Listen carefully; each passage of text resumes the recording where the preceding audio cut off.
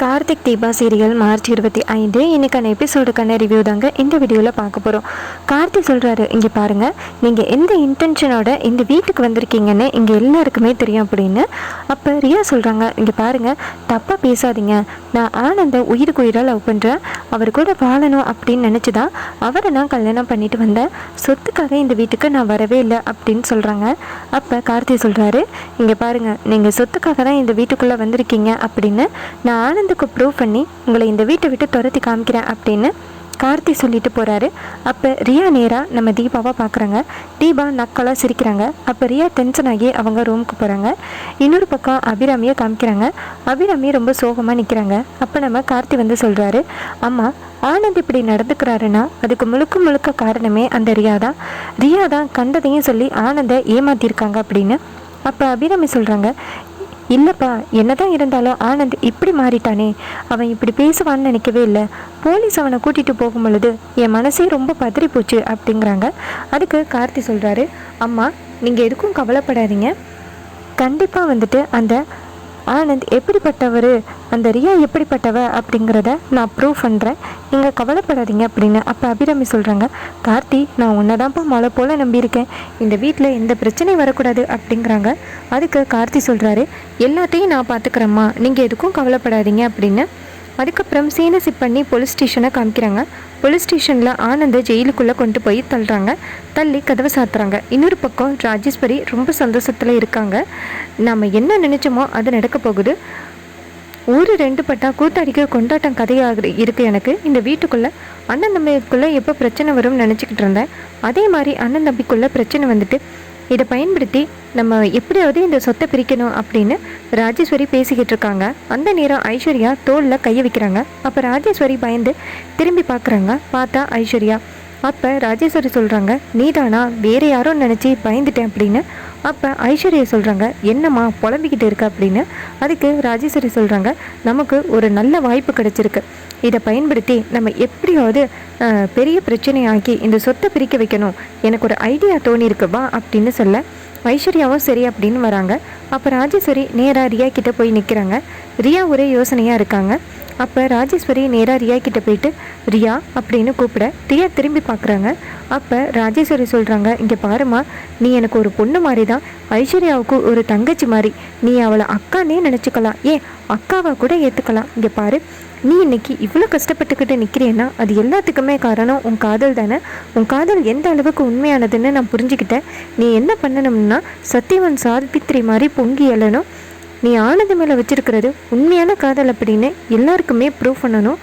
அதுக்கு நீ என்ன பண்ணுறியன்னா, எனக்கு தெரிஞ்ச ஒரு வக்கீல் இருக்கான், அவனை நான் அழைச்சிட்டு வரேன், ஆனந்தை வெளியில் கூட்டிகிட்டு வந்து ஆனந்துக்கு கிடைக்க வேண்டிய உரிமையை நீ வாங்கி கொடு அப்படின்னு சொல்ல ரியா சொல்கிறாங்க, நீங்கள் சொல்கிறத பார்த்தா எங்கள் அம்மா மாதிரியே இருக்குது அப்படின்னு. அப்போ ராஜேஸ்வரி சொல்கிறாங்க, என்னைய நீ உன் அம்மாவாகவே ஏற்றுக்கோ, நீ போயிட்டு ஃபஸ்ட்டு ஆனந்தை வெளியில் கூட்டிகிட்டு வா அப்படின்னு சொல்ல ரியாவும் சரி அப்படின்னு சொல்கிறாங்க. ரியா என்ன பண்ணுறாங்கன்னா நேராக போலீஸ் ஸ்டேஷன் போகிறாங்க. அங்கே ஆனந்தை ஜெயிலுக்குள்ளே வச்சுருக்காங்க.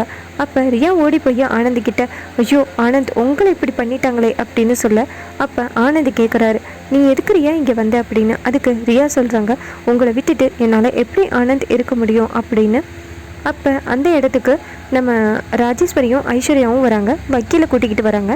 வக்கீல் சொல்கிறாரு, இது மாதிரி ஆனந்தை வெயிலில் எடுக்க வந்திருக்கோம் அப்படின்னு. அதுக்கு போலீஸ் சொல்கிறாங்க, நீங்கள் கோர்ட்டிலேருந்து வாங்கிட்டு வந்திருக்கணும் அப்படின்னு. அதுக்கு வக்கீல் சொல்கிறாரு, எல்லாமே ரெடி பண்ணிட்டு தான் வந்திருக்கோம் அப்படின்னு. உடனே ஆனந்தை வெளியில் விடுறாங்க. அப்போ போலீஸ் சொல்கிறாங்க, இங்கே பாருங்கள், கம்ப்ளைண்ட் கொடுத்தவங்க சீக்கிரம் கம்ப்ளைண்ட்டை வாபஸ் வாங்கணும், அப்படி இல்லைன்னா மறுபடியும் இவரை ஜெயிலில் போடுற மாதிரி வரும் அப்படின்னு. அதுக்கு வக்கீல் சொல்கிறாரு, மேடம், நாங்கள் பார்த்துக்குறோம் அப்படின்னு. அதுக்கப்புறமா ஆனந்தை வெளியில் கூட்டிகிட்டு போகிறாங்க. அப்போ ரியா சொல்கிறாங்க, ஆனந்த், இவங்க தான் உங்களை வெளியில் கூட்டிகிட்டு வர்றதுக்கு வக்கீல் அழைச்சிட்டு வந்தாங்க, இவங்க நமக்கு நல்லாவே ஹெல்ப் பண்ணுறாங்க அப்படின்னு. அப்போ ஐஸ்வர்யா சொல்கிறாங்க, ஆமாம் மாமா, நான் தான் வந்து உங்களை வெளியில் கொண்டு வந்தேன் அப்படின்னு. அப்போ ராஜேஸ்வரி சொல்கிறாங்க, இங்கே பாரு ஆனந்த், என் பொண்ணுக்கும் அம்மாவுக்கும் சண்டையை மூட்டி விட்டு வேடிக்கை பார்த்தான் அந்த கார்த்தி, அருணையும் அபிராமிக்கிட்டேருந்து பிரித்தாச்சு, இப்போ ஒன்றையும் தப்பு தப்பாக சொல்லி அந்த அபிராமிக்கிட்டேருந்து பிரிக்க பார்க்குறான் அந்த கார்த்தி. மீனாட்சி வந்து கம்ப்ளைண்ட் கொடுக்க மாட்டா, கண்டிப்பாக அந்த கார்த்தி தான் எதுவும் சொல்லி கொடுத்து கம்ப்ளைண்ட் கொடுக்க வச்சுருக்கான் அப்படின்னு. அப்போ நம்ம ரியா கேட்குறாங்க, என்ன சொல்கிறீங்க அப்படின்னு. அதுக்கு ராஜேஸ்வரி சொல்கிறாங்க, ஆமாம், அந்த கார்த்தி தான் இல்லாத பொல்லாத சொல்லி அருணை அம்மா கிட்டேருந்து பிரித்தான், இப்போ உங்களையும் பிரிச்சுட்டான். அவனுக்கு இந்த சொத்து பூரா அவன் கைக்கு வரணும்னு ஆசை, அதனால தான் ஒவ்வொருத்தராக பிரித்து விடுறான் அந்த கார்த்தி அப்படின்னு. இது கேட்டுட்டு ஆனந்த் சொல்கிறாரு, சரி நான் பார்த்துக்கிறேன் அப்படின்னு. அப்போ ராஜேஸ்வரி சொல்கிறாங்க, மாப்பிள்ளை ஃபஸ்ட்டு நான் போகிறேன், அதுக்கப்புறம் நீங்கள் வாங்க அப்படின்னு. இதை கேட்டுட்டு அந்த ஆனந்தும் சரி அப்படின்னு சொல்கிறாரு. அதுக்கப்புறமா ராஜேஸ்வரியும் ஐஸ்வர்யாவும் சேர்ந்து நேராக வீட்டுக்கு போகிறாங்க. அப்போ ஐஸ்வர்யா சொல்கிறாங்க, என்னம்மா இது, இன்னுமே அவங்க 2 பேரும் வரல அப்படின்னு. அப்போ நம்ம ராஜேஸ்வரி சொல்கிறாங்க, அங்கே பாரு வந்துட்டாங்க அப்படின்னு. அப்போ ஆனந்து ரியாவும் அந்த இடத்துக்கு வராங்க. ஆனந்த் வீட்டுக்குள்ளே வந்துட்டு கார்த்தின்னு கத்துறாரு. அப்போ கார்த்தி மாடியிலேருந்து பார்க்குறாரு. அப்போ ஆனந்த் சொல்கிறாரு, என்னடா மேலேருந்து பார்க்குற, கீழே இறங்கி வாடா அப்படின்னு. அப்போ கார்த்தி அங்கேருந்து வராரு. கார்த்தி வந்ததோட ஆனந்த் சொல்கிறாரு, எங்கள் அம்மாவுக்கும் எனக்கும் பிரச்சனை உண்டாக்கி சொத்தை பூரா நீ அடையலாம்னு நினைக்கிறியா? விடமாட்டேன் கார்த்தி, இந்த வீட்டுக்கும் எனக்கும் இனிமேல் எந்த சம்மந்தமும் கிடையாது, என்னுடைய சொத்தை என் கையில் கொடுத்துருங்க அப்படின்னு. இதை கேட்டுட்டு அபிராமி ஷாக் ஆகுறாங்க. அப்போ ஆனந்த் சொல்கிறாரு, கொஞ்சமாவது என் மேலே பாசம் இருந்துருந்துச்சுன்னா யாராவது என்னைய ஸ்டேஷனுக்கு வந்து அழைக்க வந்திருப்பீங்க, ஆனால் யாருமே அழைக்க வரல, அப்போ யாருக்குமே என் மேலே பாசம் இல்லை அப்படின்னு தானே அர்த்தம், அதனால எனக்கு சொத்து வேணும் அப்படின்னு.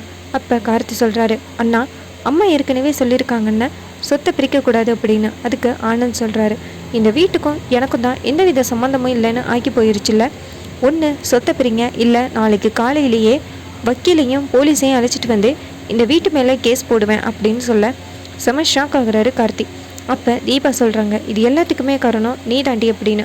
அதுக்கு ரியா சொல்கிறாங்க, தேவையில்லாமல் என்னை பற்றி தப்பாக பேசாத, இந்த வீட்டுக்கு உரிமை உனக்கு சுத்தமோ இல்லவே இல்லை, நீ என்ன மூஞ்ச வச்சுக்கிட்டு பேசுகிற, உனக்கு தான் உன்னைய தான் அத்தைக்கு பிடிக்கவே பிடிக்காதே, நீ எதுக்காக பேசுகிற, வாயமுடு அப்படின்னு சொல்லி தீபாவை அசிங்கப்படுத்துகிறாங்க. அதுக்கு ரியா சொன்னதை கேட்டுட்டு தீபா சொல்கிறாங்க, நீ எப்படி வந்தேன்னு எனக்கு தெரியும், ஏதோ ஒரு இடத்துல வாழவட்டியாக இருந்துட்டு இங்கே வந்து இன்னொரு குடும்பத்தை கெடுத்துக்கிட்டு இருக்க அப்படின்னு.